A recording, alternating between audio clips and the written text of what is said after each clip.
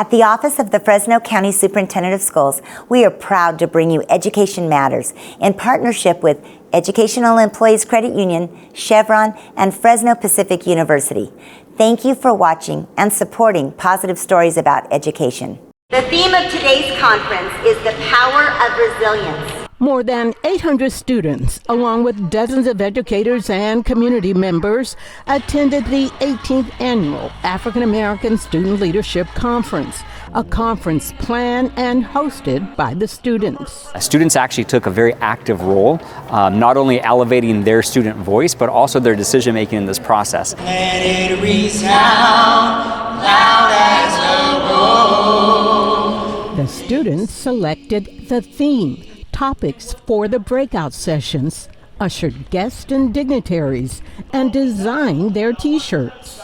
We truly have such a large part in this, and it honestly makes me feel so special that we get a chance to have a part in this. Clovis West student Eliza Taylor is a member of the superintendent's student advisory cabinet. They meet with leaders in the county office, including the superintendent.